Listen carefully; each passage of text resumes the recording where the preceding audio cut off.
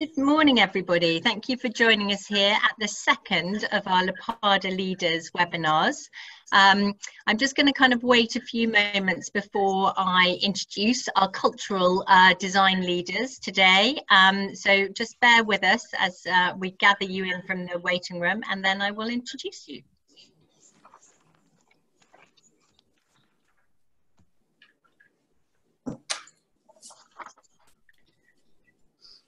So, thank you so much to all of you who have joined us today. LAPADA members, other trade associations, people who have come from the interior design community. And we are absolutely thrilled to be joined by two design legends. Maybe sounds a little old, doesn't it? So icons, design icons today with me. So I'm going to start by introducing Kelly Hoppen, who well, really needs no introduction, with over 40 years experience at the forefront of the design industry. She's one of the most celebrated and sought after interior designers. It's really, her passion began even at the age of 16 years old when she sort of kick-started her career. So hopefully we'll hear some great things.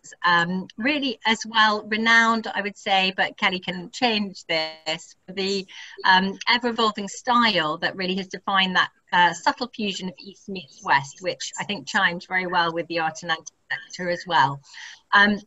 She's also the author of 9 design books, has been on TV, a BBC Dragon's Den judge, Great British Design Challenge, even a celebrity apprentice in aid of comic relief, which was enjoyed by many, and is a government appointed Great Ambassador for the UK. So welcome, Kelly. Thank you very much for joining us. And then we have Katharine Pooley, who is a sought-after interior designer working internationally. I think it's safe to say there's no country almost that you haven't been to, although Bhutan, is that one of yours? I don't know. Katharine has been nominated or named British Interior Designer of the Decade, International Designer in Asia, Entrepreneur of the Year, and I think it's her sort of innate sense of adventure as well as her love of design that shaped how she's created her look. I think it's something like over 150 countries you've traveled to, and not just kind of traveled in the style which many of us might like to be accustomed to, but you've driven dog sleds across the North Pole, across the Sahara. So clearly a tenacious and gutsy businesswoman who is not going to be put off by coronavirus. So thank you so much for joining us. What I thought we might do is kick off with a kind of slightly generic question to the two of you, and then we'll kind of go through some other slightly more granular ones. But Kelly, if I start with you, and just a very simple question of kind of what's the impact, you think, of the coronavirus on the interior design trade, and what will it be? Well, I mean, personally for myself, because a huge part of our business is in Asia, we're working on sort of 28 live projects at present. But what it's meant was that we've had to change our whole infrastructure in how we're working. So we have offices in Beijing and Shanghai and Hong Kong, but we now have to work with suppliers all over the world to see what stock is available in Asia. So you change your whole logistics. I think overall, as a business, I think that home will become the most important thing in everybody's life, which is a good tick. Whereas if you look at fashion, it will become something that won't be quite as needed at present. So I think people are looking inward into their homes and what they can do at every level, because I do work with this morning, for example, where we're helping people with their homes and how they can recreate space in confined spaces with big families. So everybody is looking at how they can better their homes. What I think it will be, though, is that as a designer, and we've already started this, that hygiene and the way that you use your homes will have a massive impact now on the design world, whether it's hotels, whether it's private homes, so that you are building ante-rooms before you enter any premises in the world, which means you take your shoes off, your outer clothing, you hang your mask, you wash your hands, you sanitize. But more than that, I think intricate carving, design, marble, things that will retain dirt and be unhygienic, I think as a designer, it will be far more prevalent that we will have to design in a way that is manageable, because I don't think that this particular virus will be the last, and I think it will be something that will be a way of life for us for a long time. So I feel a responsibility as a designer working all over the world that we're going to have to look at new ways that we can look at sustainability, that we can design in a way that's practical, but without losing the luxury and the beauty of what we do every day of our lives. So I think that the whole mindset is going to change massively. And I think that for smaller businesses and people that are watching this and going to watch this, I think we have to start thinking outside of the box even more in terms of how we relate to people and how we design for people in a way that's much more meaningful. So I think there's going to be a massive mind change that's already happened, and certainly happened in myself personally, as to how people want to actually continue living going forward. That doesn't mean it's going to take away from growth, and we've seen that certainly now signing up projects in the last 2 months. People will still want to develop and create things, but we will have to think of a lot more things rather than it being so selfish in that we just want to make it look beautiful. So I think in a nutshell, that's how I see what's happened in the last 2 months and what's going to happen going forward. Thank you. And Katharine, the same question to you.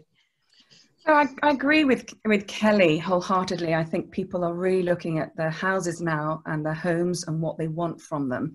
I think it's still fairly new. We don't know a whole lot about this virus.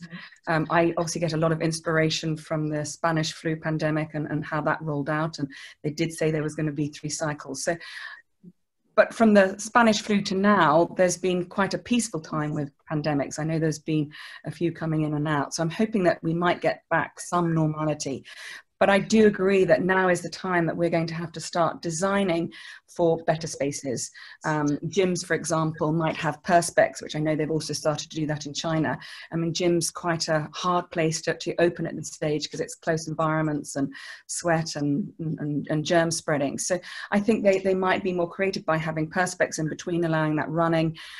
Cleaning is going to be a much bigger issue. Taking off shoes, as Kelly said, you know, the Japanese have always done that. I lived in Asia for 16 years of my life, so I'm very, very familiar with that. Maybe on the home dressing side of things, we might have guests having their own knives and forks. Definitely there'll be another set of sheets for them when they come to stay.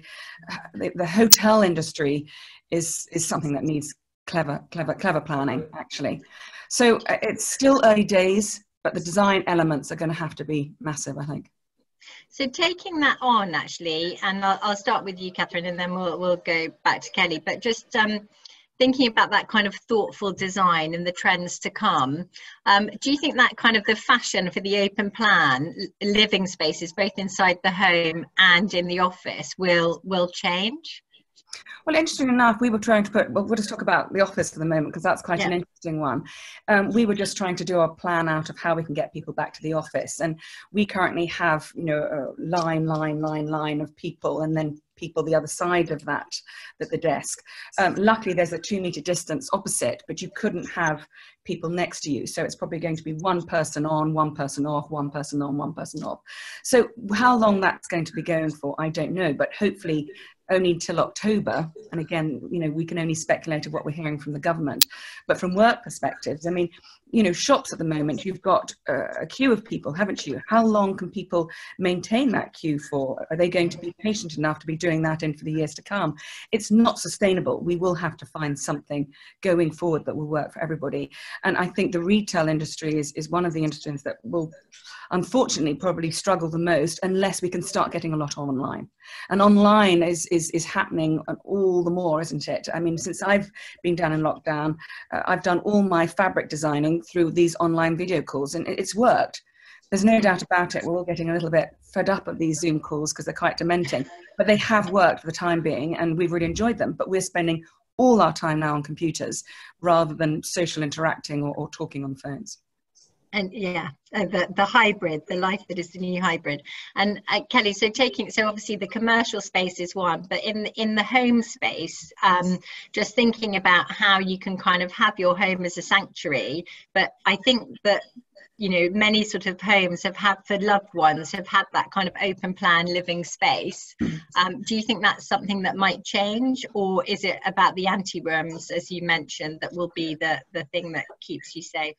I think there are a few things here. I think that open plan living will continue to be something that people will do, because you have to remember, when you're actually in your own home, you're with your family. So that's your space. I just think it needs to be zoned and created in a way that is more adaptable. I think when it comes to public spaces like offices, like Katharine is talking about, what I have found in the last 2 months is the productivity in my company has soared by 150%. And actually, I think a lot of my 70 staff will actually end up working from home. So we will do that sort of rotation.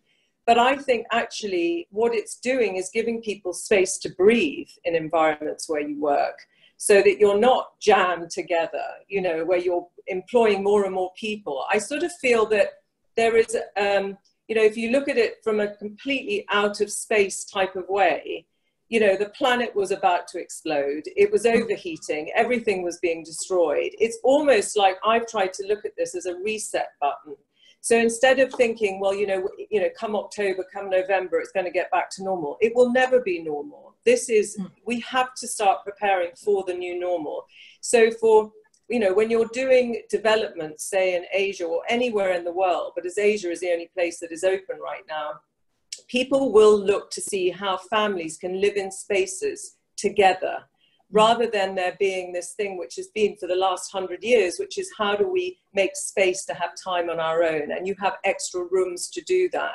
So everything will go back to hygiene and how you can protect yourself and therefore protect people that are going to come into your home. So it's about materials that you use. It's about how things are made. It's going to be longevity of materials. It's going to be, as Katharine said, in gyms, you know, of course, gyms will reopen. I heard that in America, they're opening hotels, but your hotel room will not be cleaned until you leave. You know, there will be a whole different way. And I think that individuals will just have to learn to protect themselves and learn to live with a new way. So if it means that you're, you know, listen, we've all been cleaning our homes and working, so we all know how to do it now. Yeah. So, you know, you'll book into a hotel, you'll clean your room, and actually, do you know what? I feel a lot better cleaning my own space. Yeah. So I think that everything is about adapting. But what I will say as a designer for 44 years, I will never give up on the beauty of design. I will never give up on the craftsmanship, the luxury, you know, creating what is right for that person to live in.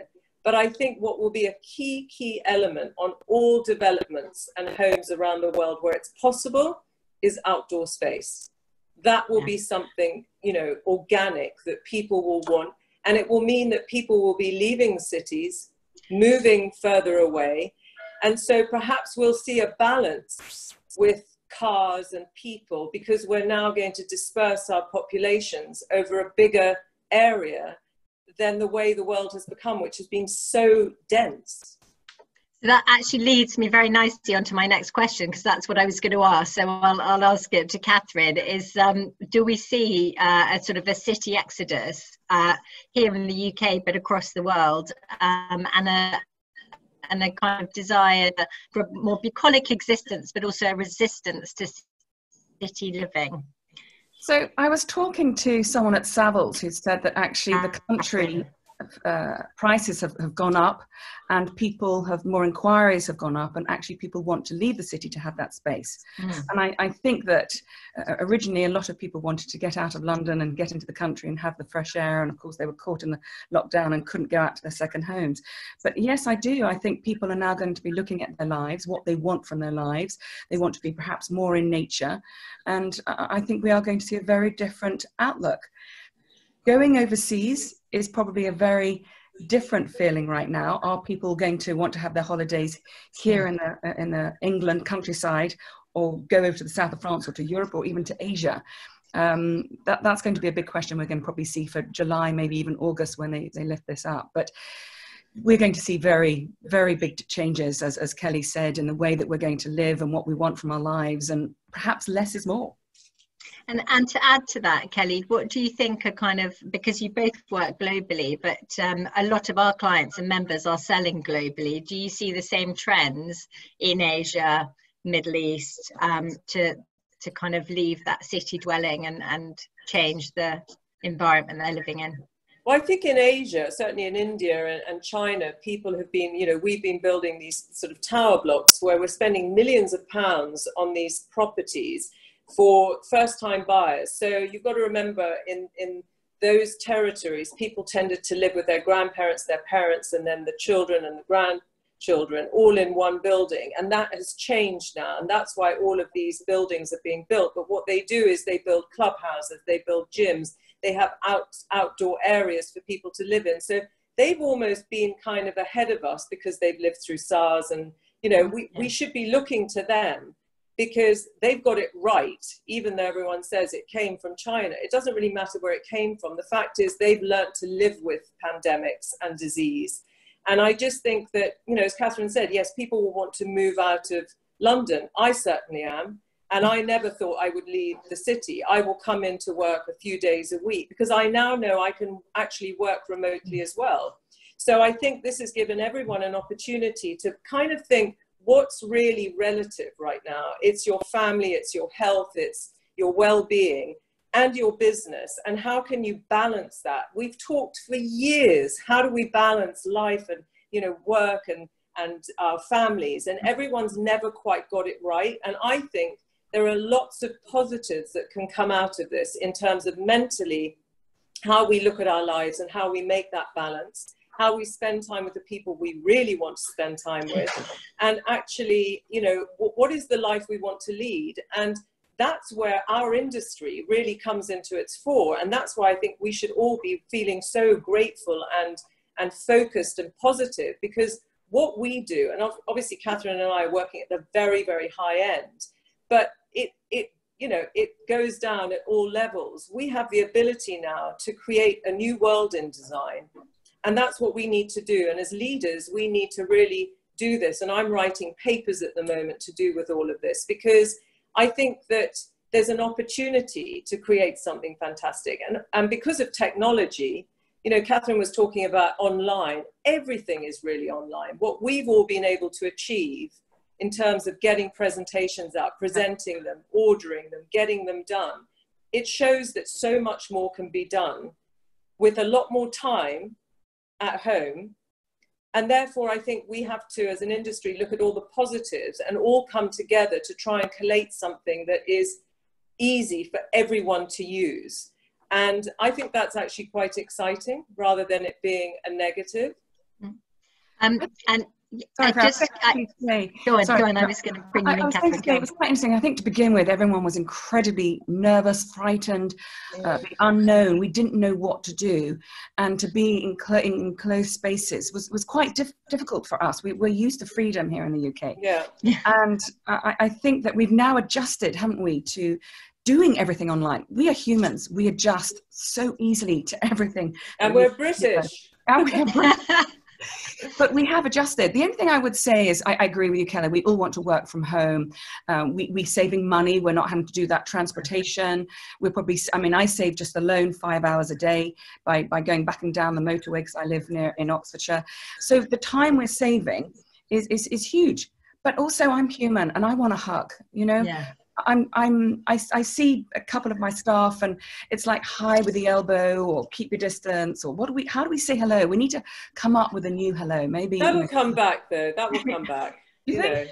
Yeah. I think we're pack animals. We're going to have to hug. We'll just find a way of doing that. But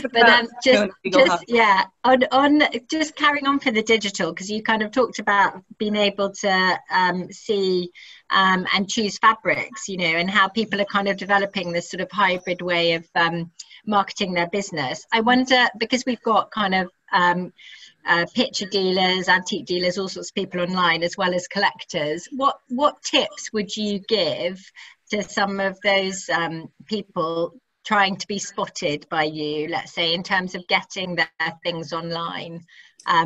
What So attracts you? First I to think, Katharine, actually, because just... okay. So very quickly, I also would love to encourage people and inspire us to keep motivated, because it also could be, you know, a mental thing. I think we need to keep driving ourselves and get up in the morning. And my first reaction was, right, what can I do?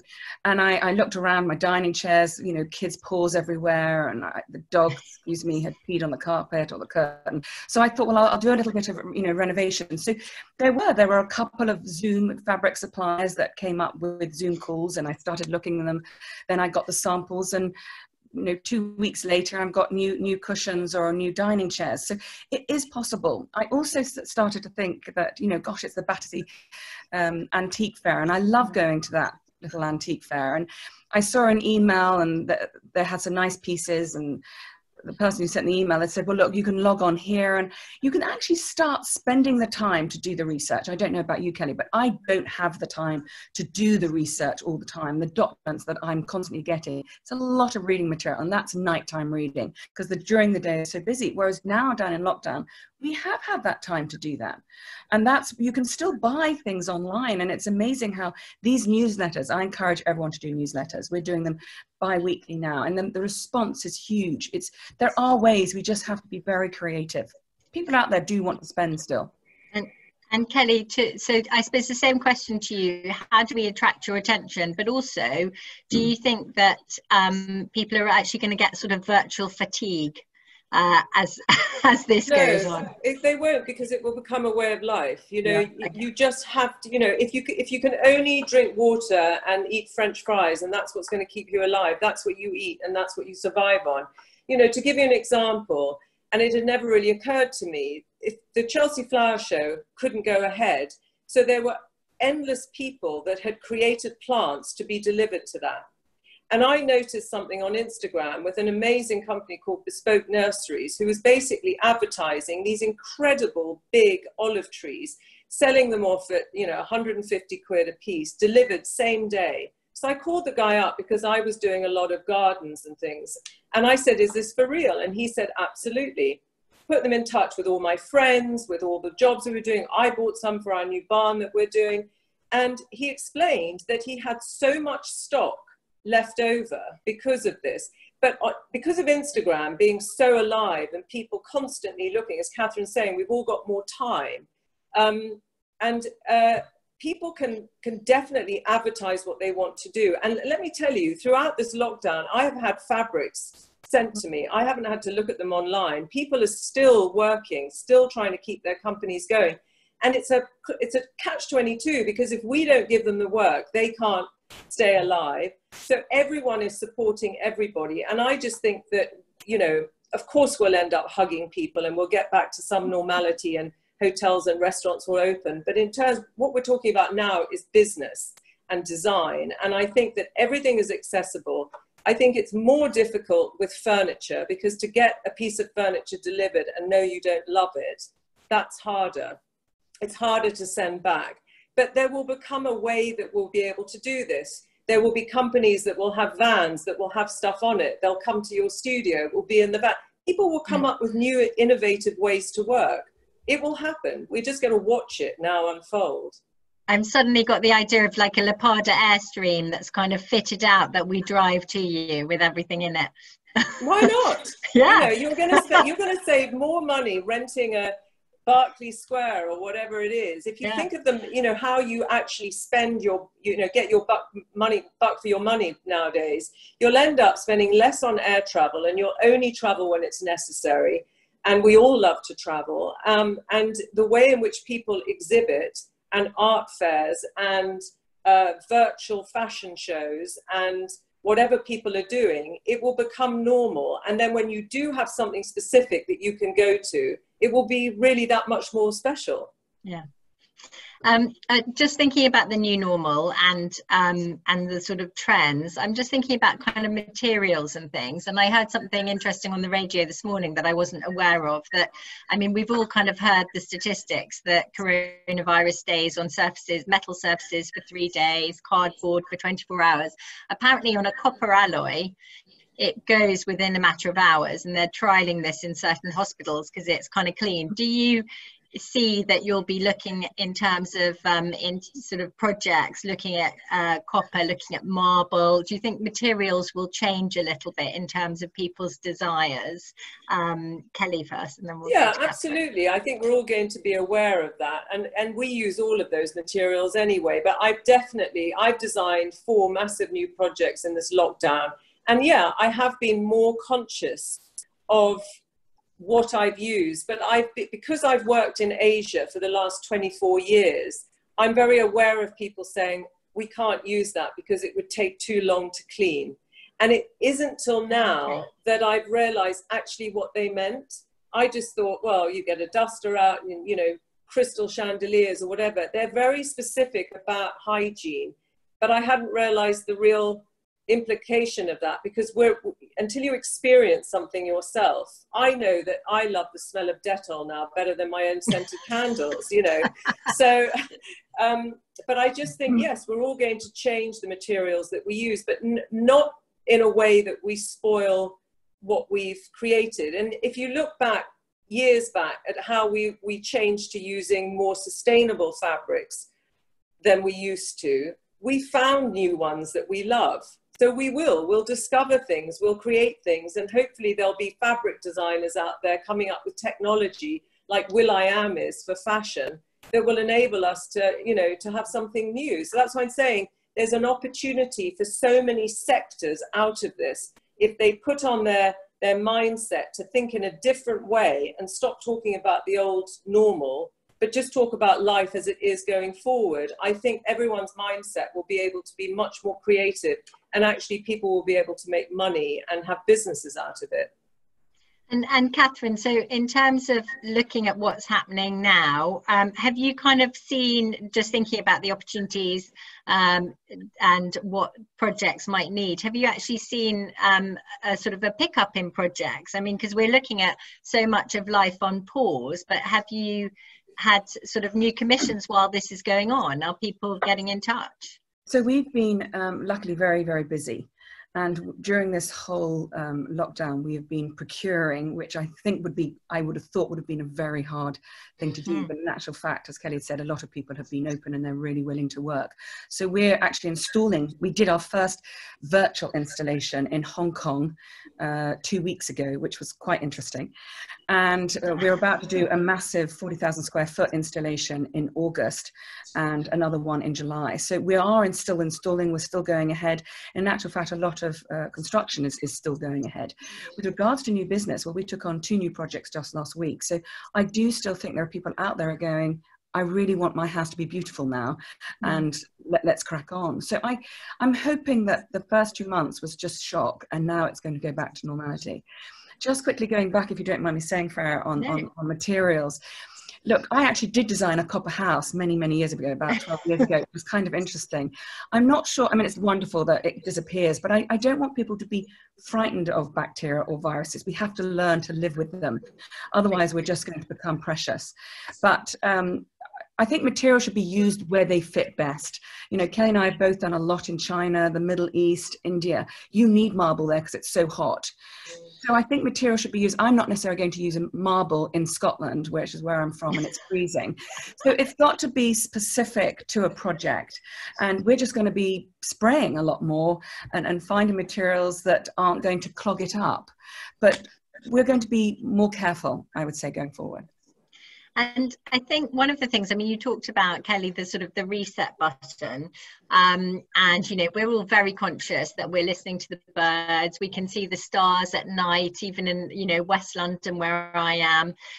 So there's some real pleasures that have come about from this, which I suppose leads people to think even more about the sustainability, and kind of when we sort of restart or continue as you're doing, what are the things that we can do to make us more sustainable? And I think within the art and antiques trade, we feel that that's an area that we cover quite well, in the sense that we really are just reusing things that have been around for a really long time and loving them, so the pre-loved and reuse. But what do you think? How do we keep the skies clear and also feed our desire for beautiful homes and consumerism? Well, I'm not a magician, But first of all, you know, antiques and vintage, you know, as you know, I have a massive love for that. So, you know, you're doing everything right, because that's renewing and passing on. I just think that look, there are a lot of people that are going to get on a plane the minute they can and go to holiday in France and Spain. They're going to continue. Of course, there's going to be this, you know, and people are going to go shopping mad for clothes they're never going to wear. And, you know, there are going to be a proportion of people like that. But I genuinely think, and I do a lot of talks on social media and try and talk to everyone that writes to me, that people have definitely had a mind change. And I think that we've had a glimpse, literally a glimpse of what the planet could be like and how we had ruined it. And I think we're going to do our damnedest to try and keep it as best we can. Now, I know I was at the studio yesterday and it took me 40 minutes to get home instead of 10 because there were more cars on the road. That's inevitable. But I just think that people are going to be more aware. I think we've lived the last 30 years saying, I'm going to do more for the planet, but we don't. You know, we think by just, I don't know, not using an aerosol, that's going to help. I think genuinely now everybody is going to really stop and count to 10 and think about what we're doing. So anything that we can do in terms of build, people are going to try and be more sustainable with build, and there is going to be more building, and we're going to be renovating more homes, and people are going to be spending money on product. That is inevitable, but I think people will have a choice, and I think it's the choice that's important here. And I think hopefully, and I pray that more people will try and be more careful. I don't think much will change in terms of what you see in the home. I don't think there's going to be this, you know, this thing. I was in the studio yesterday and cleared out my own office and made it slightly more minimalist. And actually, I quite enjoyed it. I'm sure in 5 minutes it'll be filled with more paintings and stuff everywhere. But, you know, I just think it's a gradual thing that people are going to have to find their feet and how they want to live. And we want a better world for our children and grandchildren. And that's ultimately what we live for, isn't it?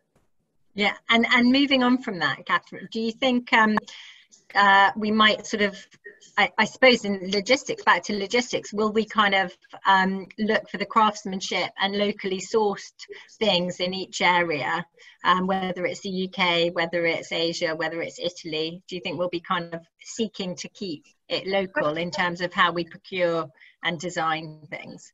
I hope so. So look, I love nature. That's my biggest thing in life.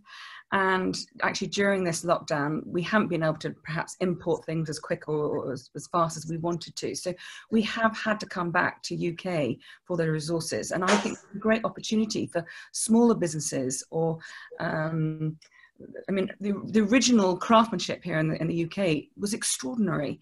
And I would love to see us going back to those.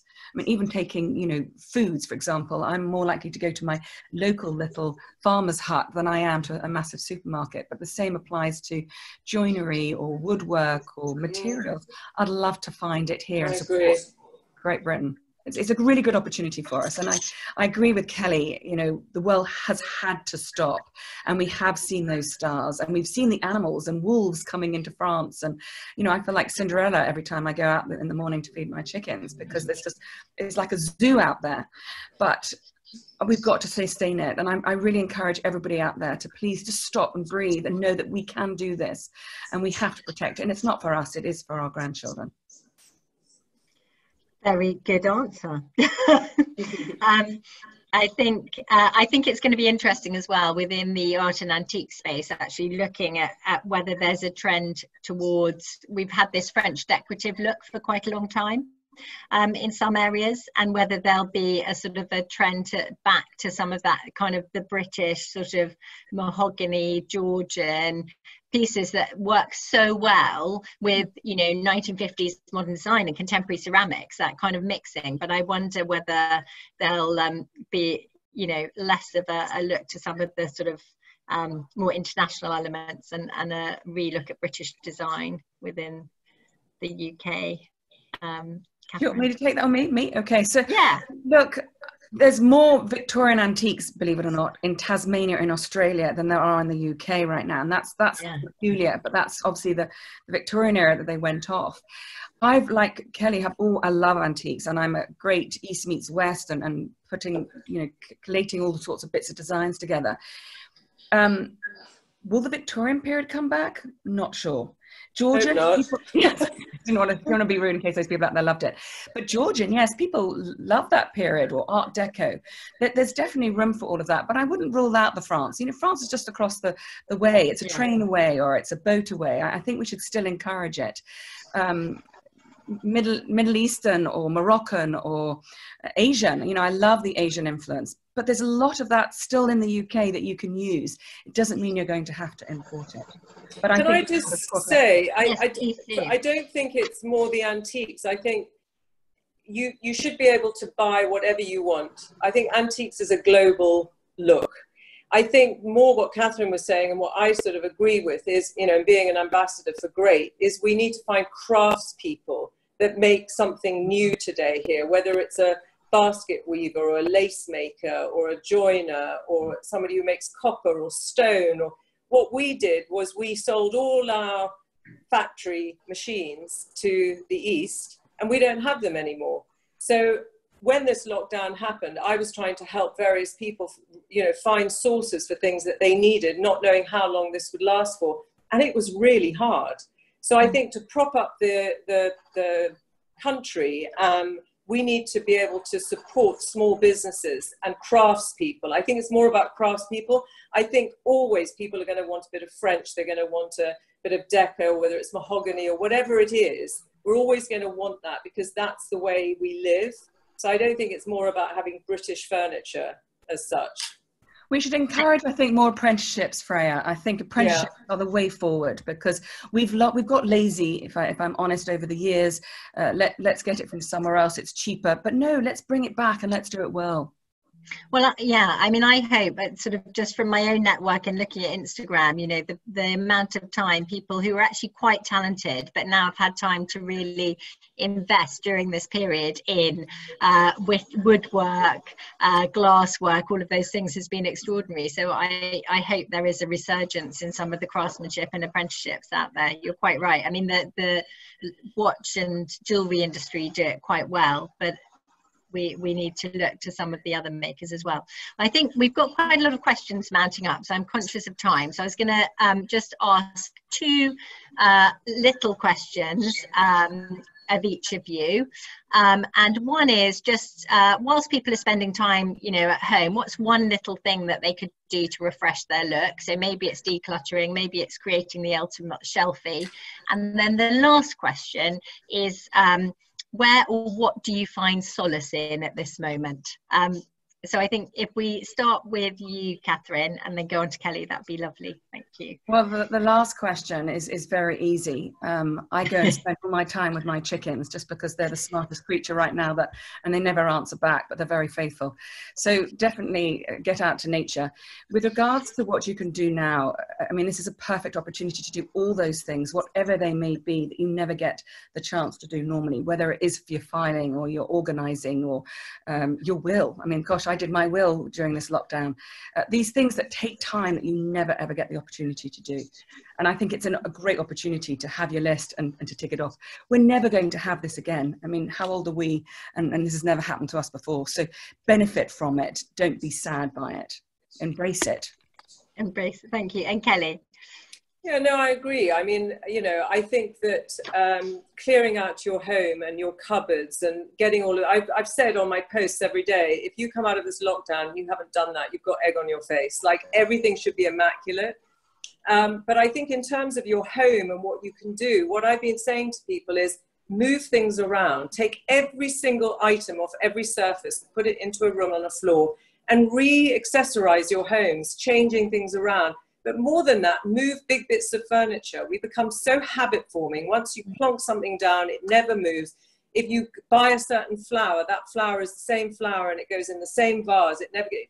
Move things around. Because you're at home and you're able to go into another room and come back, you can keep changing it. So I think that your home can actually have been completely remodeled whether it's changing what you put on your bed, which is the largest piece of furniture in the bedroom, to reorganizing your cupboards, color coordinating your books, which is something that I did, you know, drove me nuts, but I did it. There are so many things that you can do in your home. And I think that when you come out of this, you'll feel very cleansed and refreshed. In terms of what I do, to, you know, as solace, it's just being around my partner and spending time with them. I've done more like house parties with friends. I've spent more time with friends than I normally do. The only thing for me is not being able to be with my family, but you know, that will soon be unlocked. But other than that, I feel quite good. I've managed the time well after the initial fear, I think, that we all had for the first 2 weeks. Okay, thank you. It's like an eternity, doesn't it, Fred? Actually, it's only been 2 months. I know. Well, on my sort of chalk thing, it's 65 days, I think I've got to. Oh, is 66. it? Yes, I've done like a little prison thing with my son. So we've got, so Gillian, who is on our marketing team, has been sifting through the questions and answers. So she's going to kind of come in with some of them now. Gillian, are you there? Yeah. Great. Do you want to give the first question and let us know whether it's to both or one person to start with? Yeah, so this question is for both. It says there is an IFS report that was out today citing that women are more at risk to lose out on jobs and career progression opportunities during lockdown. As two highly successful entrepreneurs, do you recognize the risk for women, or do you think that this is an opportunity to create a more equitable existence within a recalibrated workplace? Well, I'd be very sad to hear that, actually, if that is the case. And I'd love to know, you know, who wrote the report. I mean, I hope that is not the case. I still feel there's a huge amount of opportunity for men and women out there. We live in a very equal environment, and I think we're very lucky to be living in Britain in these times. So I hope that's not the case. I mean, certainly I haven't laid off anybody in my company, and I would say we're 80% women.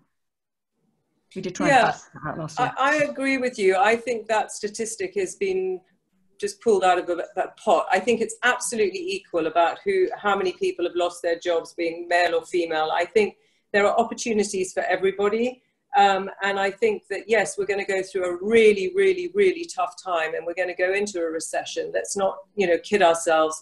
But I think that, you know, I'm not sort of separating men and women, but I think women can be very resourceful. And I think there are going to be lots of ways that people can be finding work, working from home very well as women. But I think that across the board, but can I just ask you something, Katharine? You also have more women than men. I do too, and I don't understand that in my company. I would love to have seem to be. Yeah, me too. Our industry doesn't. We did actually employ, you know, a good handful of men last year, and we would love to get that balance, because I think the balance is very, very important. It's weird, isn't it? I do go back though very quickly, Freya, to that question. You know, as Kelly said, we are going into recession, and I feel incredibly sympathetic to anybody who loses their job during this time. I think we need to be more resourceful. I think we need to get out there now, and we need to get back on our feet and plod forward. I mean, the government's clearly very nervous about the economy, and we need to push forward before it does go, you know, too deep in that we can't pull ourselves out. So just get up and keep going. And one other thing in terms of people in our industry that have lost their work, you know, we're both very fortunate, Katharine, we're very busy, but you know, I will not employ anybody else permanently because I have a big staff, but I do subcontract people. So anyone that's out there, male or female, that has been in this business, that's lost their job, they should advertise on Instagram and social media what they do, and so that people like Katharine and myself, when we need to subcontract out to other people, there will be opportunities out there for sure. Sorry. Also, go on, One thing Katharine. that I have done is, you know, I feel quite a part to this industry, and I really want to keep suppliers going. And I can feel that everybody is obviously very anxious and very nervous. There are some that are struggling more than others, and that's really where you were at the time that the virus arrived. But, you know, with my procurement, I've been very, very careful. I would divvy it up a lot more fairly rather than giving it one to my favorite supplier, so I can keep the industry going. If we all go down, it's not going to be very good. That's exactly what I was about to ask you, Katharine. Thank you. In how to kind of spread the load or share the love. Yeah. Gillian, is there another question? I've seen one that I quite want to ask at the end. Yeah, sure. So another one that we got that is also for both of you. What objects and spaces do you think people will want in their homes now as a result of the crisis? Did you? Kelly? Object, yeah, thanks, Katharine. Well, probably a comfortable bed. If people haven't actually changed their bed, which you should do every 10 years, that would probably be a first. I think it's going to be things that people love. You know, I think you'll spend more time. You know, we were doing talks on TV about what you do for your desk, how you make your home desk nice. And I always say to people, that's one aspect, but the next aspect is what you look at. People need to look at what's on their walls, what's on their surfaces. I think people will want to buy things that make them feel good. And that could be art, it could be antiques, it could be books, it could be anything. I think that, I can't really answer that because I don't know, but I think that people will choose things that they really want to look at, because we've all had this experience now of being locked in. So you've always in the back of your mind thinking maybe it will happen again. Yeah. So you kind of want to get your home absolutely the way you want it. I would also like to add the technology part of this, because, you know, the government was spending an awful lot of money doing that fast train to Birmingham. And I think 5G is what we sort of need, especially the people who are now in the country. I mean, I'm a prime example of that. I've come into London especially for this because my Hangouts or my Zooms keep dropping. So I would love to have a little bit better internet. And I think there's a big population of my staff actually and the rest of the world who would probably want the same. So yeah. Yes, we are going to make our house look beautiful, but we also want it to be efficient. Yeah. Even in Soho, we need better 5G. Oh, really? Yeah. Yeah. It's notoriously bad around where all the media hub is. Okay, Gillian, have you got one more, and then I'll ask a final question, perhaps? Yeah, sure. Is yours from this list? I don't want to take it if mine is the one about the Roaring Twenties. Okay, I thought it might be. Yeah. Again, this would be for both of you. What do you think of the future of design fairs? Wow, ooh, that's a really tough one, isn't it? Do you want me to take this, Kelly, or are you happy with me to take it? Yeah, take it. Yeah. I'll follow on. Yeah. Well, look, let's take Maison Objet. I mean, that's just one of the biggest. I mean, they have got to really rethink this. I mean, I don't think they'll have one in September. January might be a different thought. But maybe we'll go around with gloves and masks and they can find a way. I mean, masks are going to change, aren't they? You've got to see your mouth now, so it's got to be a perspex. Look, I hope they still continue because that's big business for a lot of people. We just need to find a way. And I think this is one of the reasons the government keeps saying, be alert. It's going to be about you, not about them. And it's going to be about you going in and washing your hands and not putting your fingers in your mouths or blowing on somebody when you're sneezing or coughing. It's going to be more individual and how secure you feel. But they will have to have perhaps an element of certain amount of people going into these fairs and keeping your distance. But I don't think they've really thought about that. I don't know, Kelly, what your thoughts are. Well, I think going forward, certainly this year, I think people are going to have virtual fairs. I think that when the fairs come back, I think larger companies that can afford it will do individual installations where they can monitor who comes in and how they do it. I think it will have to change. I know that there's a fair happening in November in Shanghai that I'm supposed to be at because we're launching our de Gournay wallpaper, and that was cancelled 2 months ago. I know that they're having a virtual show now coming up, which I'm going to be doing something, I think, on Friday like this. So I think until everybody feels 100% secure, I think that it's going to be different. I mean, just on the offside, I was talking to a client in Australia yesterday. Now, to go on the beach in Australia, you have to go down a walkway 2 meters apart to each go in the sea, and then you have to swim in a line and come out the other way. So you talk about a fair with hundreds and thousands of people walking through. We're going to have to, you know, we'll be talking about this a year from now going, isn't it great the way they've managed to do it? And there'll be a new system. But I think right now we're 2 months into this and we just have no idea. I mean, I think I might just add, because I've been in conversations, because obviously we have a fair with DCMS about some of the ways that we could do it. And I think you're right, it's that kind of return on investment, I think, for the exhibitors of what to expect, because it is manageable if you have one flow, you have distance, you had timed ticket entry, but it's looking at that reduction of audience and whether that's enough people for the kind of the exhibition you put on, I think is the balance that people will be making. But there are quite a lot of conversations obviously going on about how to start live events and which live events can start when and in tandem. Like a masterpiece. Sorry, very quickly. Go on. Masterpiece, for example, it's quite big spaces and wide corridors. Yeah. And I think that's a nice browsing, calm, viewing, whereas someone like a mise en objet is just crowded. Manic. So you'd have to think about it very carefully. So the last question before we let you get on with your busy days, I just thought it was quite fun. And actually, we talked about hugs. The question is, might we expect to see a period of fun after this period akin to the Roaring Twenties after World War I? And how might this manifest itself? To Kelly first. Well, it's definitely going to happen here with a bottle of tequila, I can tell you. Yeah. I don't know. Yeah, as I said to you, I think there's going to be this mass exodus, this mass, in China they call it revenge shopping. People are out shopping. I think that something positive will come out of it. I don't know what it is, but I've always said if I could have lived in another era, it would have been Great Gatsby. So let's hope. There we go. And Katharine?